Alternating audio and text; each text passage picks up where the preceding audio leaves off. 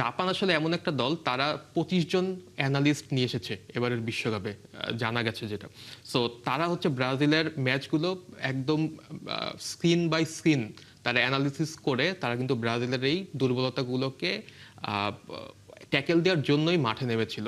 এবং ফার্স্ট হাফে যেটা করেছে যে জাপান ব্রাজিলের সকল করিডোর বন্ধ করে দিয়েছিল এবং ব্রাজিলের যে ন্যারো শেপে খেলার যে প্রক্রিয়াটা, সেই প্রক্রিয়াটা সরাসরিভাবে বন্ধ করে দিয়েছিল এবং এই জন্যই ব্রাজিল কিন্তু উইংয়ে হোক বা মিডলে হোক কোথাও কিন্তু স্পেসটা পায়নি।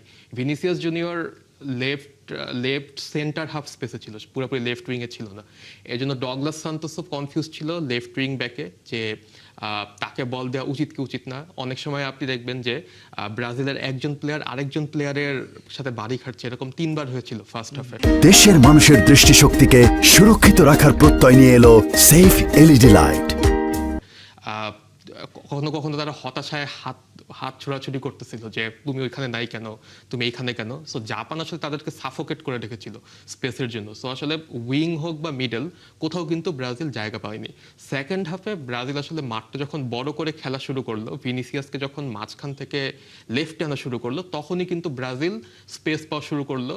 ক্রস ক্রস যে ট্যাকটিক্সটা, এটাকে অনেকে নেগেটিভ বলে, কিন্তু গতকাল অ্যানচেলত্তি বুঝতে পেরেছিল যে জাপানের বিরুদ্ধে আসলে এই ক্রসিং ট্যাকটিক্সটাই কিন্তু সবচেয়ে কার্যকর। কারণ জাপান হচ্ছে যখন গ্রাউন্ড অ্যাটাকগুলো হয় সেগুলো সে ডিফেন্ড করতে তারা খুব সিদ্ধহস্ত, কিন্তু যখন এরিয়ালে যখন তাদেরকে কন্টিনিউয়াসলি অ্যাটাক করা হয় তারা কিন্তু একটা বা দুইটা কনসিড করার একটা ভালো ঝুঁকিতে থাকে।